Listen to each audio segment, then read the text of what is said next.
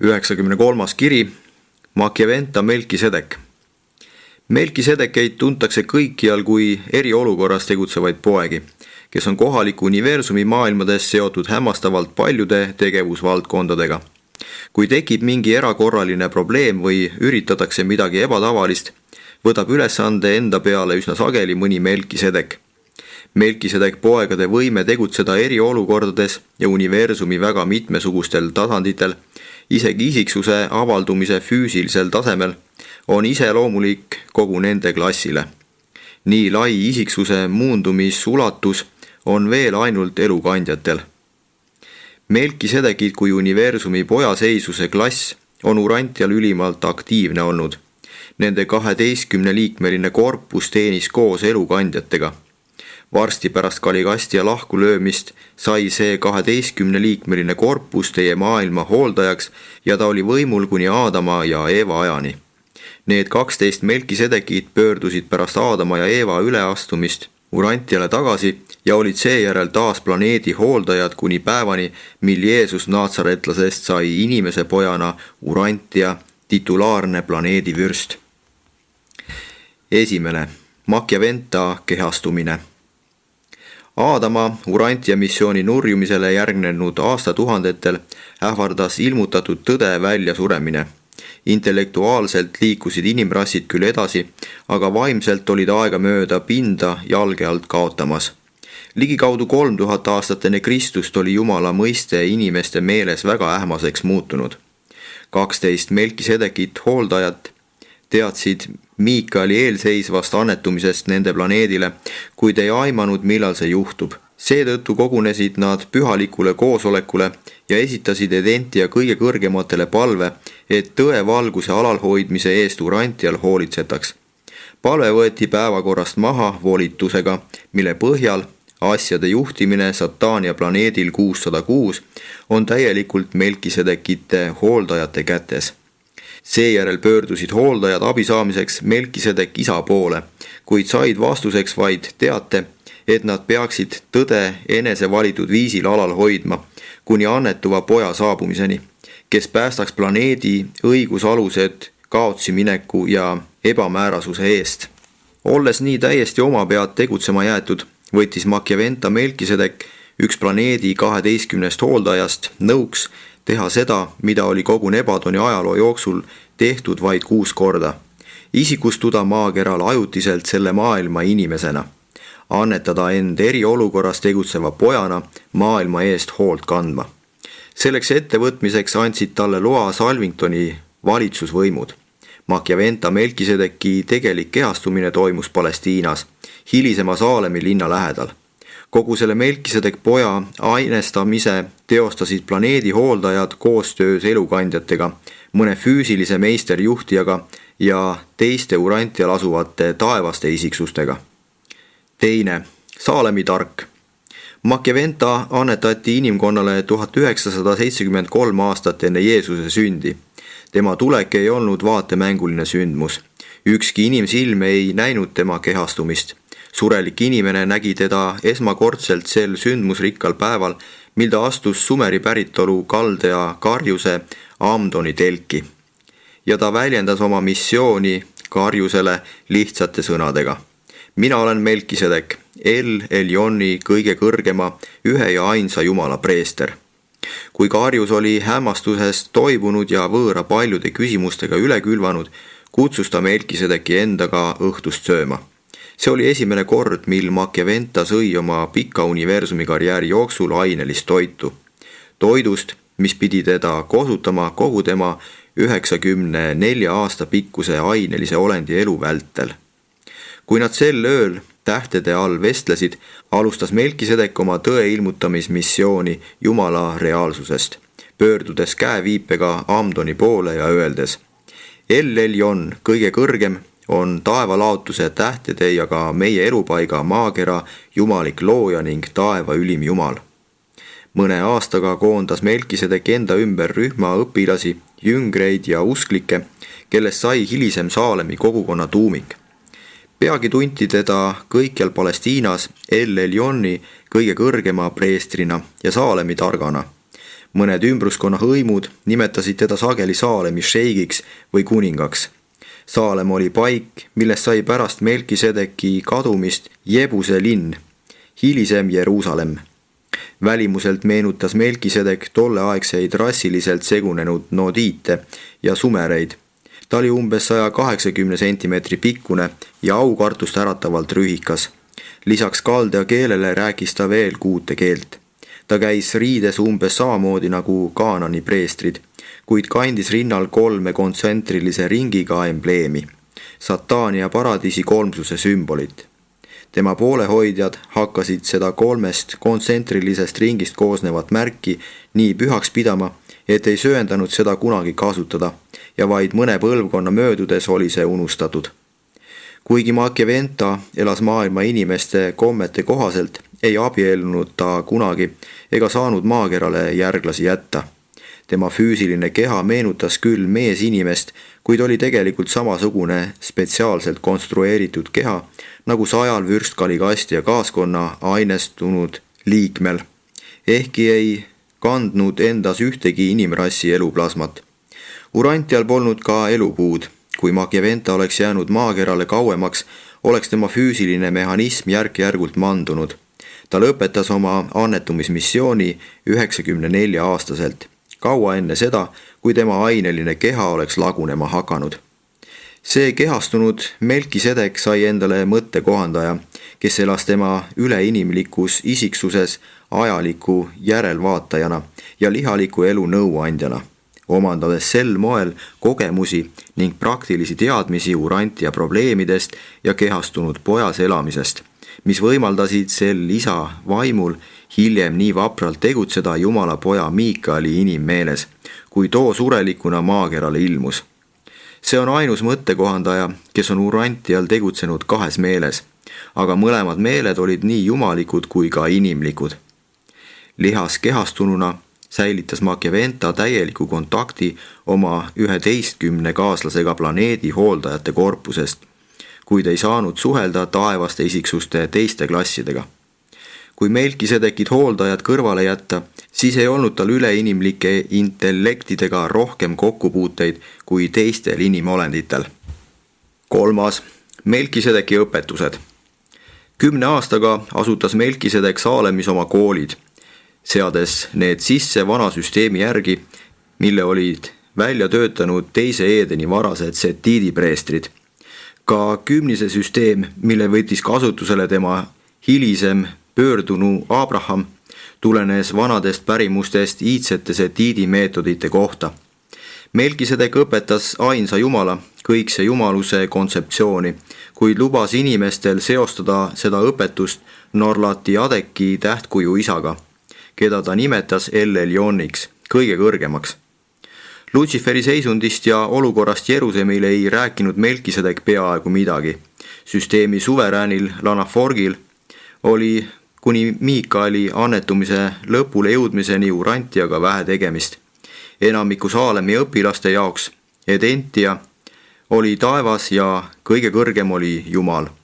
3 kontsentrilisest ringist koosnev embleem, mille Melkisedek võttis oma annetumise sümboliks, tähendas enamikule inimestele 3 kuningriiki, inimeste, inglite ja Jumala riiki, ja neil lastigi seda uskuda. Väga vähesed Melkisedeki jüngrid teadsid, et need 3 ringi sümboliseerivad jumalikku hoolitsust ja juhtimist esindava paradiisi kolmsuse lõpmatust, igavikulisust ja kõikehõlmavust. Isegi Abrahami jaoks tähendas see sümbol pigem 3 Edentia kõige kõrgemat, sest talle oli õpetatud, et need 3 kõige kõrgemat tegutsevad nagu üks. Kui Melkisedek õpetas kolmsuse mõistet, mida tema embleem sümboliseeris, seostas ta seda tavaliselt Norlatiadeki tähtkuju 3 Vorondadekist valitsejaga. Ta ei püüdnudki õpetada lihtrahva hulka kuuluvatele jüngritele enamat kui seda, et Edentiat valitsevad kõige kõrgemad, Urantia jumalad. Ent üksikutele õpetas Melkisedek ka kõrgemat tõde, mis hõlmas kohaliku universumi juhtimist ja korraldamist. Oma üliandekale õpilasele Geniit Nordanile ja tema tõsimeelsete õpilaste rühmale õpetas ta aga tõdesid superuniversumist ja isegi Havonast. Katro perekond, kelle juures Melkisedek enam kui 30 aastat elas, tundis paljusid kõrgemaid tõdesid ja hoidis neid oma peres alal isegi kuni nende kuulsa järeltulija Moosese ajani. See imeline Melkisedeki aegne pärimus jõudis Mooseseni seega isa liini ja teiste allikate kaudu ka ema liini pidi. Melkisedek õpetas oma poolehoidjatele kõike, mida nad olid võimelised vastu ja omaks võtma. Isegi paljud nüüdisaegsed religioossed ideed taevast ja maast, inimesest, jumalast ja inglitest ei ole Melkisedeki õpetustest kaugel. Kuid see suur õpetaja allutas kõik doktriinile ainsast jumalast, kõiksest jumalusest, taevasest loojast, jumalikust isast. Niisugune rõhuasetus oli tema õpetusel selleks, et äratada inimeses jumaldavat austust ja sillutada teed Miikali hilisemale ilmumisele sellesama kõikse isa pojana. Melkisedek õpetas, et kunagi tulevikus ilmub veel üks jumala poeg lihalikul kujul, nagu temagi, kuid too sünnib naisest. Seetõttu väitsid arvukad hilisemad õpetajad, et Jeesus on preester ehk teenija, igavesti Melkisedeki korra järgi. Nii rajas Melkisedek teed ja valmistas ette maailma mõjutanud monoteistliku tegevusvälja ainsa jumala tegeliku paradiisi poja annetumiseks. Ta kirjeldas Jumalat nii elavalt kõigi isana ja selgitas Abrahamile, et Jumal ei nõua inimeselt muud kui vaid isiklikku usku. Ja Miikael kinnitas maa peale ilmudes kõike, mida Melkisedek oli paradiisi isa kohta õpetanud. 4. Saalemi religioon. Saalemi palveldamistseremooniad olid väga lihtsad. Iga inimene, kes Melkisedeki kiriku savitahvlitele oma nime kirjutas või märgi tegi, kohustus jätma meelde ja toetama järgmist uskumust. Esiteks, ma usun El Elioni, kõige kõrgemat jumalat, ainsat kõikset isa ja kõige loojat. Teiseks, tunnustan Melkisedeki lepingut kõige kõrgemaga, millega annetatakse Jumala soosing minu usule, mitte ohverdamistele ja põletusohvritele. Kolmandaks, tõotan täita Melkisedeki 7 käsku ja teatada head uudist sellest lepingust kõige kõrgemaga kõigile inimestele. Ja see oligi kogu Saalemi koloonia usutunnistus. Ent ka see lühike ja lihtne usuavaldus oli tolle aja inimeste jaoks liiga edumeelne. Nad lihtsalt ei suutnud mõista, et jumaliku soosingu võib võita mitte millegagi, vaid usu eest. Nad olid liiga sügavalt kinni uskumuses, et inimene on juba sündides jumalatele trahve võlgu. Nad olid liiga kaua ja liiga tõsimeelselt ohverdanud ning preestritele kinke toonud, et mõista head uudist. Päästmine jumalik soosing on tasuta kingitus kõigile, kes Melkisedeki lepingusse usuvad. Kuid Abraham uskus siiski pooleldi ja seda arvati temale õiguseks. Melkisedeki kehtestatud 7 käsku olid koostatud iidse Talamaatia ülima seaduse eeskujul ja meenutasid väga esimeses ning teises Edenis õpetatud 7 käsku. Need Saalemi religiooni 7 käsku olid. Esiteks, sa ei tohi teenida muud jumalat peale taeva ja maa kõige kõrgema looja. Teiseks, sa ei tohi kahelda, et usk on igavese pääsemise ainus tingimus. Kolmandaks, sa ei tohi valet vanduda. Neljandaks, sa ei tohi tappa. Viiendaks, sa ei tohi varastada. Kuuendaks, sa ei tohi abielu rikkuda. Seitsmendaks, sa ei tohi oma vanemate ja eakate inimeste vastu lugupidamatu olla.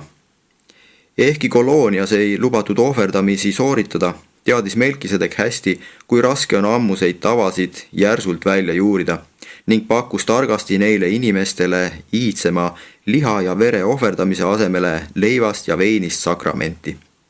Ürikutes on kirjutatud, Melkisedek Saalemi kuningas tõi leiba ja veini, kuid ka see ettevaatlik uuendus ei olnud päris edukas.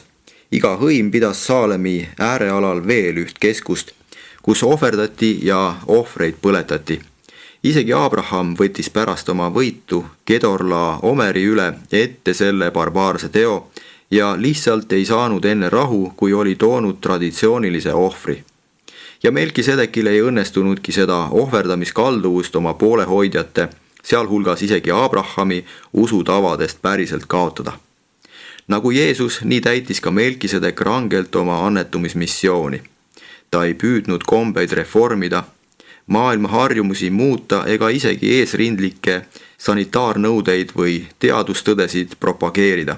Ta suutis täita 2 ülesannet: hoida maakeral elavana tõde ainsast Jumalast ja valmistada teed kõikse Isa paradiisi poja hilisemaks annetumiseks sureliku kujul. Melkisedek õpetas ilmutatud tõe algeid Saalemis 94 aastat ja Abraham õppis selle aja jooksul Saalemi koolis 3 korral. Lõpuks võttis ta Saalemi õpetused omaks ning temast sai üks Melkisedeki andekamaid õpilasi ja põhilisi toetajaid. 5. Abrahami väljavalimine. Kuigi oleks eksilik rääkida valitud rahvast, pole väär nimetada Abrahami välja valitud inimeseks. Melkisedek tegi Abrahamile tõepoolest ülesandeks hoida alal tõde ainsa Jumala kohta, mis erines valdavast uskumusest mitmesse jumalusse. Palestiina valiti Machiaventa tegutsemispaigaks osaliselt sellepärast, et sooviti luua sidemed mõne inimperekonnaga, kellel on juhivõimeid. Melkisedeki kehastumise ajal oli maailmas palju perekondi, kes olid samavõrd valmis Saalemi doktriini vastu võtma nagu Abrahami pere. Samade annetega peresid oli punaste ja kollaste inimeste seas ning lääne ja põhja pool andiitide järeltulijate hulgas. Ent ükski neist paikadest polnud Miikali hilisema maakerale ilmumise jaoks nii soodne kui Vahemere idarannik. Melkisedeki missioon Palestiinas ja Miikali hilisem ilmumine Heebrea rahva sekka sõltusid üsna suurel määral geograafilisest asendist. Palestiina kesksest asukohast maailma tolleaegse kaubanduse, reisimise ja tsivilisatsiooni suhtes. Melkisedekid hooldajad olid Abrahami esivanemaid mõnda aega jälginud ja uskusid kindlalt, et ühes põlvkonnas sünnib neil järglasi, keda iseloomustab arukus, algastusvõime, tarkus ja siirus. Abrahami isa Terahi lapsed vastasid igas suhtes neile ootustele.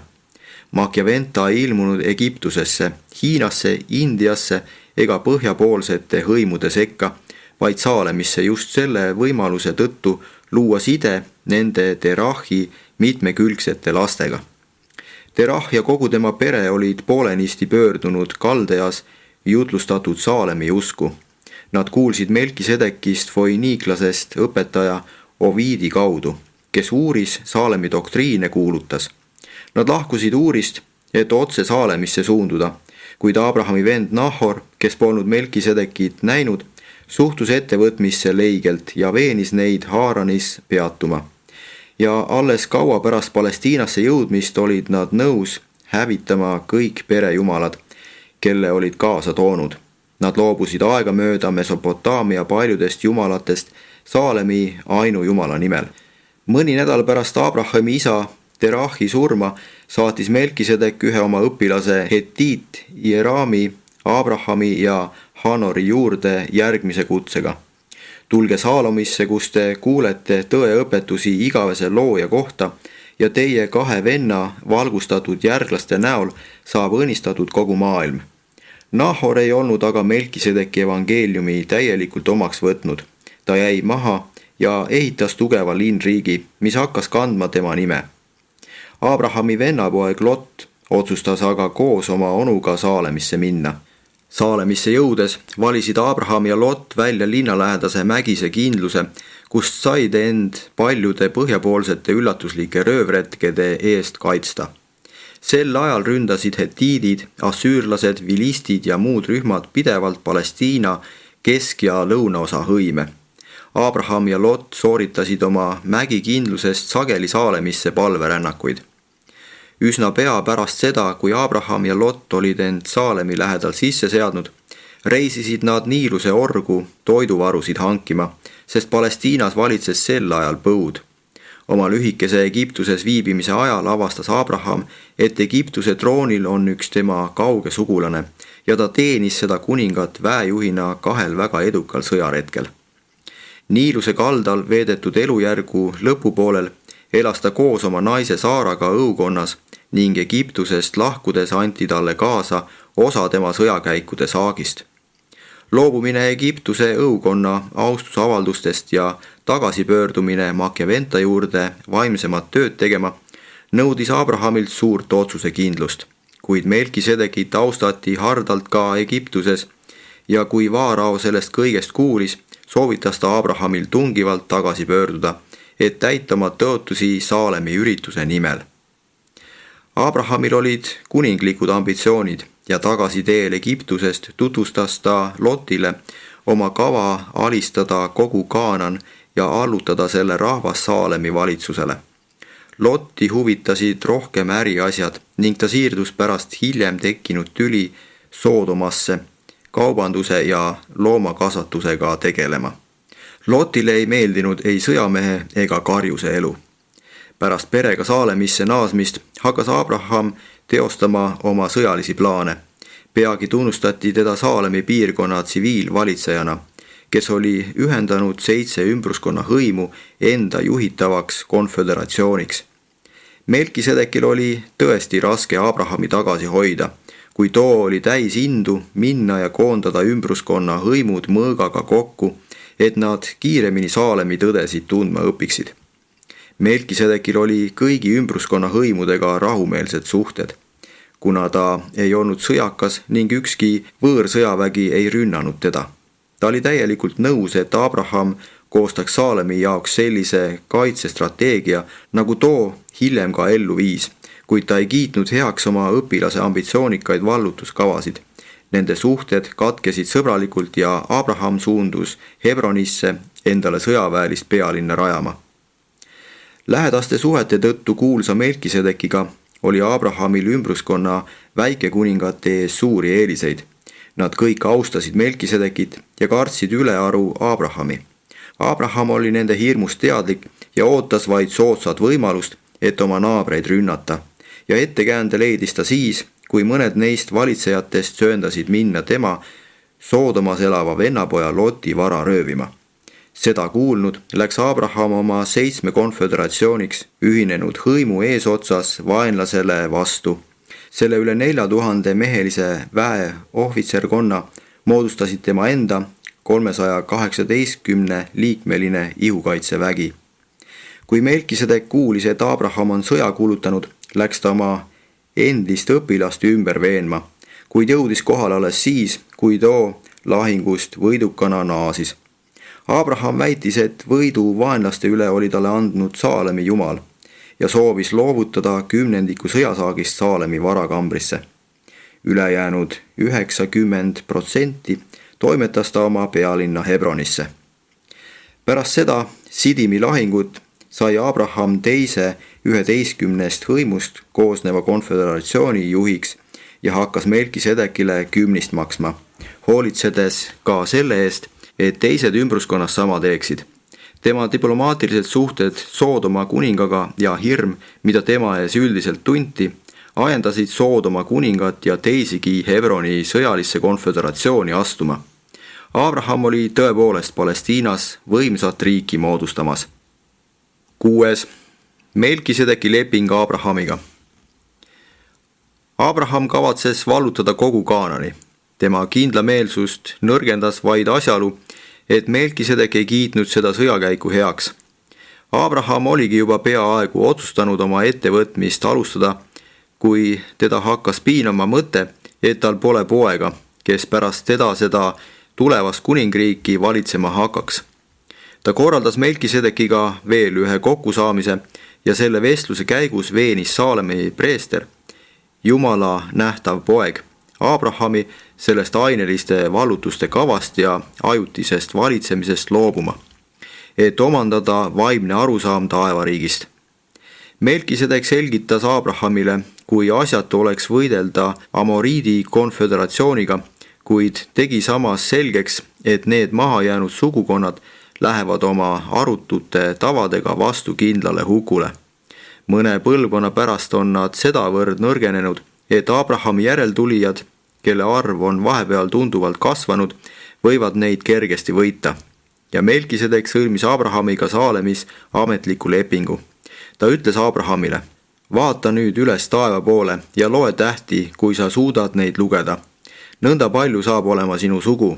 Ja Abraham uskus Melkisedekit ja see arvati temale õiguseks. Siis rääkis Melkisedek Abrahamile loo Kaanani tulevasest vallutamisest tema järglaste poolt pärast nende viibimist Egiptuses. Melkisedeki leping Abrahamiga on suurim jumalikkuse ja inimkonna vaheline leping Urantial, millega Jumal kohustub kõike tegema. Inimene kohustub vaid uskuma Jumala lubadusi ja järgima tema juhiseid.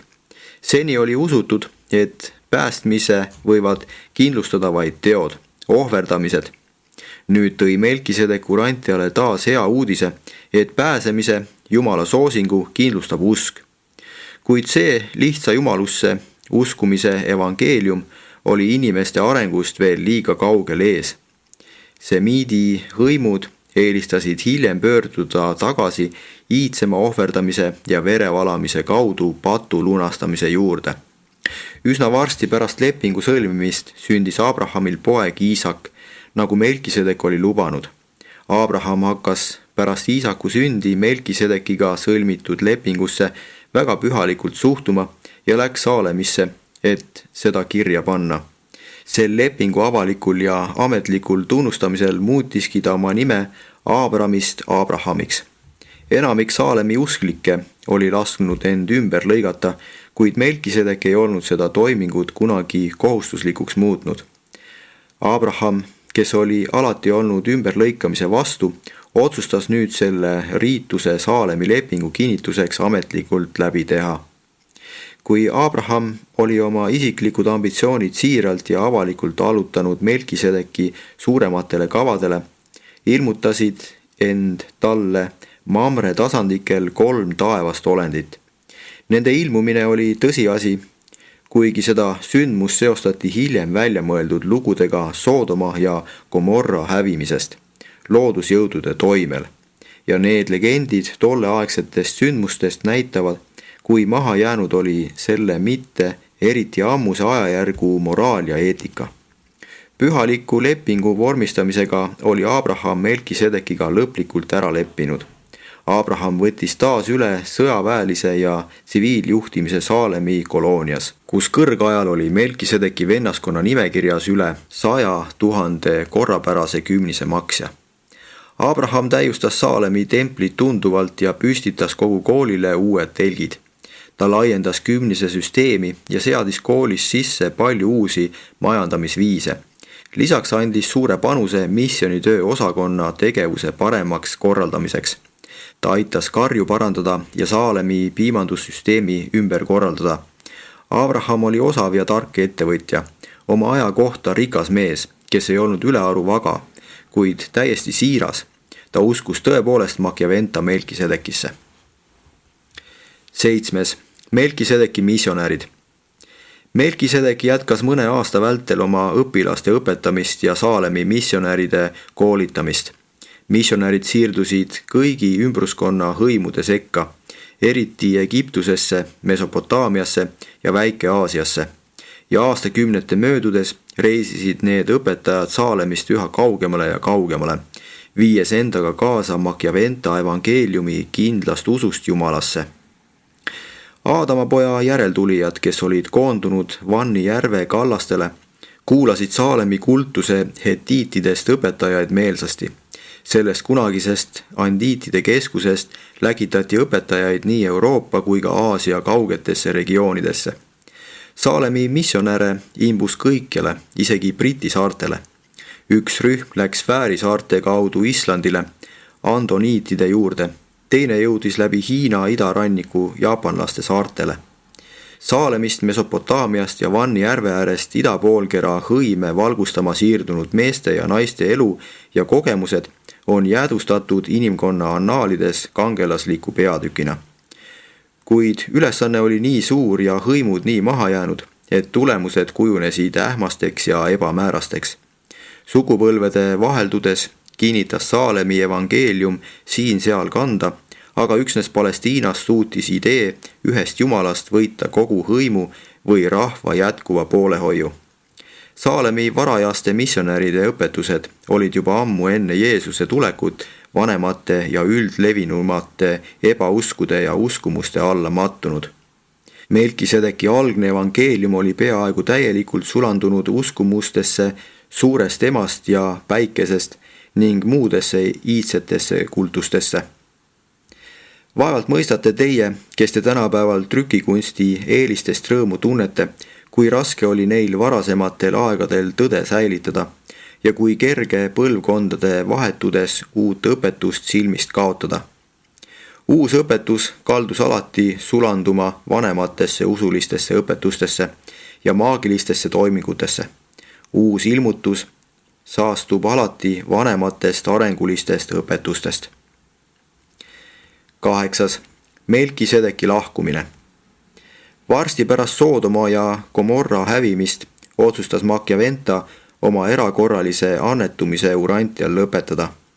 Melkisedeki otsust lõpetada oma lihalik kohalolu mõjutasid paljud tegurid, millest peamine oli ümbruskonna hõimude ja ka lähedaste kaaslaste üha kasvav kalduvus pidada teda pooljumalaks, üleinimlikuks olendiks. See ta tegelikult oligi, kuid nad olid hakanud teda ülemäära hardalt ja väga ebauskliku hirmuga austama.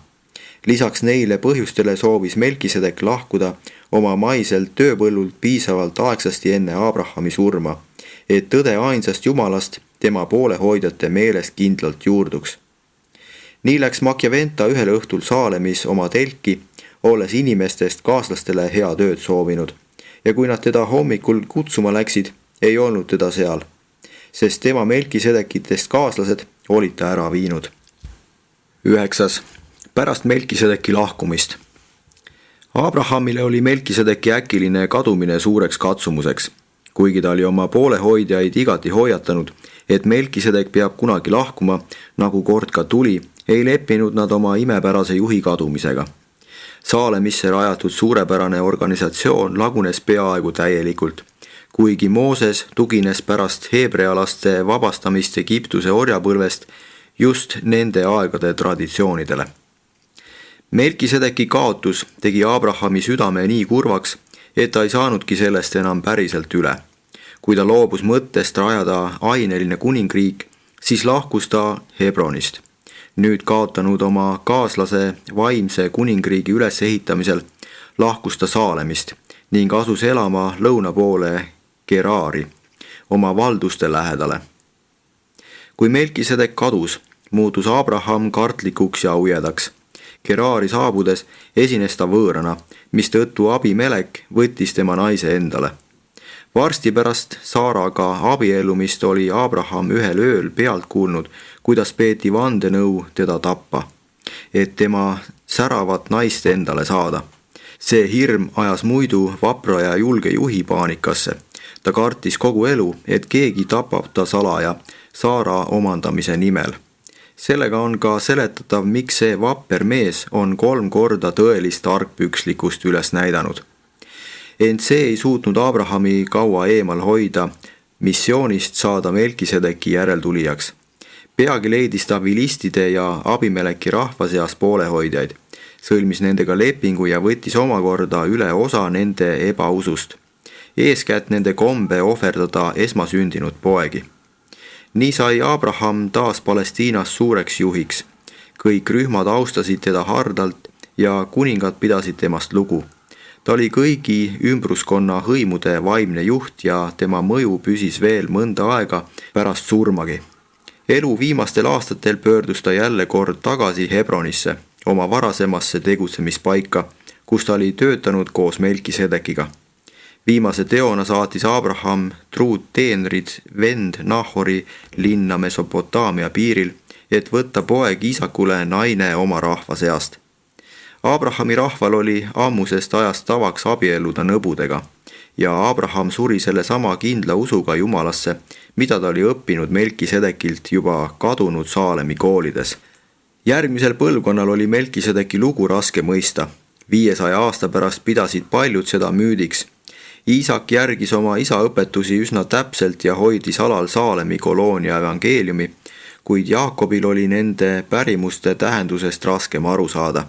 Joosep uskus kindlalt Melkisedekisse ja tema vennad pidasid teda suures osas just sellepärast unistajaks.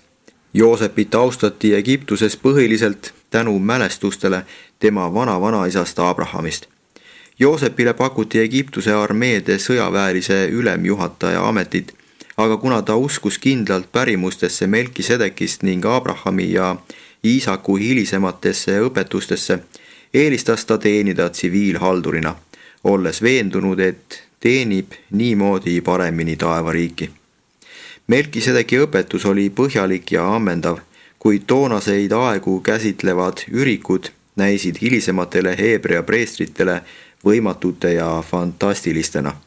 Ehkki paljud mõistsid mingil määral neid ülestähendusi, vähemalt kuni Vana Testamendi ürikute ulatusliku redigeerimiseni Baabilonis. Abrahami ja Jumala vaheliste vestluste kirjeldused Vana Testamendi ürikutes olid tegelikult Abrahami vestlused Melkisedekiga. Hilisemad kirjutajad pidasid Melkisedeki nime Jumala sünonüümiks. Märkmed Abrahami ja Saara nii paljudest kokkupuudetest issanda ingliga viitavad nende arvukatele külaskäikudele Melkisedeki juurde. Heebrea jutustused Iisakust, Jaakobist ja Joosepist on tunduvalt usaldusväärsemad kui lood Abrahamist, kuigi ka need sisaldavad palju kõrvalekaldeid faktidest, Heebrea preestrite tahtlikult ja tahtmatult tehtud muudatusi, kui nad Babylonia vangipõlve ajal neid ürikuid koostasid. Ketura ei olnud Abrahami naine, nagu Haagar. Nii oli temagi vaid liignaine. Kogu Abrahami vara läks ametliku naise Saara pojale Iisakule. Abraham ei olnud nii vana, nagu ürikutes märgitud, ja tema naine oli samuti palju noorem. Nende vanust muudeti meelega, et Iisaku sünd näiks imepärane. Babylonia vangipõlv mõjus juutide rahvuslikule egole kohutavalt rusuvalt. Püüdes oma rahva alaväärsustunnet kompenseerida, langesid nad teise äärmusesse, rahvuse ja rassi eneseupitamine, mis sundis neid pärimusi moonutama ja pahupidi pöörama, et Jumalast välja valitud rahvana end kõigist rassidest kõrgemale tõsta. Seetõttu redigeerisid nad hoolikalt kõiki oma ürikuid, et tõsta Abrahami ja teisi oma rahva juhte kõrgemale kõigist teistest isikutest, kaasa arvatud Melkisedekist endast. Nii hävitasid Heebrea kirjatargad kõik neist otsustavatest aegadest kõnelevad ülestähendused, mida suutsid leida, säilitades vaid loo Abrahami kohtumisest Melkisedekiga pärast Sittimi lahingut, mida pidasid Abrahamile suureks auks. Ja kaotades sel moel silmist Melkisedeki, lasid nad kaotsi minna ka selle eriolukordades tegutseva poja õpetuse tõotatud annetuva poja vaimsest missioonist. Nad kaotasid selle missiooni olemuse nii täielikult silmist, et vaid vähesed nende järeltulijad suutsid või soovisid Miikali ära tunda ja vastu võtta, kui ta Machiaventa ettekuulutuse kohaselt lihalikul kujul maa peale ilmus. Ent üks kirja heebrealastele autoreid mõistis siiski Melkisedekit, sest ta on kirjutanud: see Melkisedek, kõige kõrgema preester, oli ka rahukuningas, isata, emata, ilma suguvõsata, ilma päevade alguseta ja ilma elu otsata. Ent loodud nagu Jumala poeg, jääb ta igavesti preestriks. Nende sõnade kirjutaja võrdles Melkisedekit hilisema Miikali annetumisega, kinnitades, et Jeesus oli preester igavesti Melkisedeki korra järele. Kuigi see polnud just päris õnnestunud võrdlus, oli sõna-sõnalt tõsi, et Kristus sai ajutise õiguse Urantiale nende 12 Melkisedeki hooldaja korraldusel, kes olid valvekorras, kui ta maailmale annetus. 10. Machiaventa Melkisedeki praegune seisund. Machiaventa kehastumise ajal tegutsesid Melkisedekid hooldajad Urantial 11. Kui Machiaventa luges ülesande eriolukorras tegutseva pojana lõpule viiduks, andis ta oma 11 kaaslasele sellest märku ja nad valmistasid kohe ette tema vabastamise lihast, hoolitsedes selle eest, et taastuks tema esialgne seisund Melkisedekina. Ja 3. päeval pärast tema kadumist Saalemist ilmus ta oma 11 Urantiale määratud kaaslase juurde ja jätkas katkenud teenistust Satania planeedi number 606 ühe hooldajana. Machiaventa lõpetas oma annetumise lihast ja verest loodud olendina täpselt sama äkki ja tseremoonitsemata, nagu oli seda alustanud, tema ilmumise ega lahkumisega ei kaasnenud ebatavalisi teateid ega selgitusi. Tema ilmumist Urantiale ei tähistanud ülestõusmisloendus ega planeedi usulise elukorralduse lõpp. See oli annetumine eriolukorra tõttu, ent Machiaventa lõpetas oma viibimise inimihus alles pärast seda, kui Melkisedek isa oli ta korra kohaselt vabastanud ja ta oli saanud teate, et Nebadoni tegevjuht Salvingtoni Gabriel on eriolukorralise annetumise heaks kiitnud. Machiaventa Melkisedek tundis ka edaspidi suurt huvi nende inimeste järeltulijate tegemiste vastu, kes olid tema lihas viibimise ajal ta õpetustesse uskunud. Kuid Abrahami järeltulijad, kes olid Iisaku kaudu geniitidega abielusidemed sõlminud, olid ainsad, kes hoidsid alal vähegi selgemat arusaama Saalemi õpetustest. Seesama Melkisedek jätkas kõigi järgneva 19. sajandi jooksul koostööd paljude prohvetite ja nägijatega, püüdes sel teel Saalemi tõdesid kuni Miikaeli maakerale saabumiseni elavaina hoida. Machiaventa jäi planeedi hooldajaks kuni Miikaeli võidukäiguni Urantial. Seejärel määrati ta Urantia teenistusse Jeruusalemile ühena 4 ja 20 suunajast ning hiljuti ülendati ta Urantia planeedivürsti asemiku tiitlit kandvaks looja poja isiklikuks saadikuks Jeruusalemil. Me usume, et kuni Urantia on asustatud planeet, ei anta Machiaventa Melkisedekile enam päriselt oma pojaseisusklassi ülesandeid, vaid ta jääb ajalises mõttes igaveseks Kristus Miikaeli esindavaks planeedi hooldajaks. Et Urantial annetumine oli eriolukorraline ülesanne, siis ei ole ürikutest näha, milliseks võib kujuneda Machiaventa tulevik. Pole võimatu, et Nebadoni Melkisedekite korpus on ühe oma liikme alatiseks kaotanud. Edentia kõige kõrgematelt saabunud hiljutised korraldused, mida kinnitasid ka Uversa päevilt vanad, lubavad kindlalt arvata, et sellel annetunud Melkisedekil tuleb asuda langenud planeedivürsti Kaligasti asemele.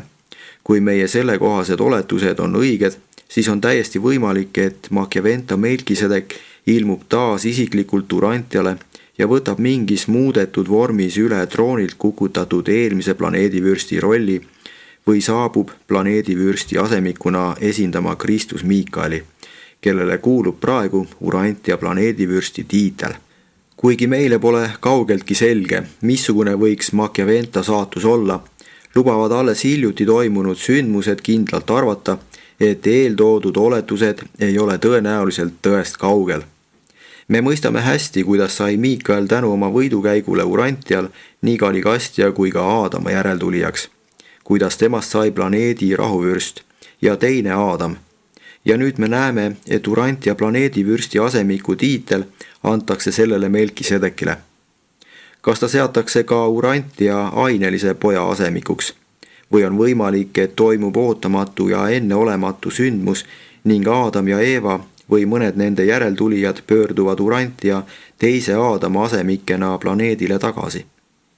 Kõik need arutlused seoses nii kohtumõistjate poegade kui ka kolmsuse õpetajate poegade kindla ilmumisega tulevikus vastavalt looja poja otsesele lubadusele, et ta kunagi naaseb, teevad Urantiast määramatu tulevikuga planeedi ja ühe kõige huvitavama ning põnevama sfääri kogu Nebadoni universumis. On täiesti võimalik, et mõnel tulevasel ajastul, kui Urantia on lähenemas valguse ja elu ajajärgule ning kohus on Lutsiferi mässu ja Kaligastja lahkulöömise asjus oma lõpliku otsuse teinud, võime olla tunnistajaks Machiaventa, Aadama, Eeva ja Kristus Miikaeli, samuti mõne kohtumõistja poja või isegi kolmsuse õpetaja poja samaaegsele viibimisele Urantial. Meie klass on juba ammu arvanud, et Machiaventa kuulumine Urantia suunajate korpusesse Jeruusalemil 4 ja 20 nõuandja hulka kinnitab piisavalt usku, et ta on määratud jälgima Urantia surelikke nende arengu ja tõusu teel universumis kuni paradiisi lõplikuse korpuseni välja. Me teame, et Aadam ja Eeva on määratud saatma sel viisil oma maiseid kaaslasi paradiisi teel pärast Urantia stabiliseerumist valgusesse ja ellu. Vähem kui 1000 aastat tagasi viibis seesama Machiaventa Melkisedek, kunagine Saalemi tark, 100 aastat nähtamatuna Urantial, tegutsedes planeedil resideeruva üldkubernerina, ja kui seda planeeti juhitakse edaspidi samamoodi nagu praegu, pöördub ta veidi enam kui 1000 aasta pärast samale ametikohale tagasi. Niisugune on lugu Machiaventa Melkisedekist, ühest ainulaadseimast isikust, keda kunagi on Uranti ajalooga seostatud. Isiksusest, kellel tuleb võib-olla täita teie reeglipäratu ja ebatavalise maailma tulevastes kogemustes olulist rolli. Esitanud Nebadoni Melkisedek.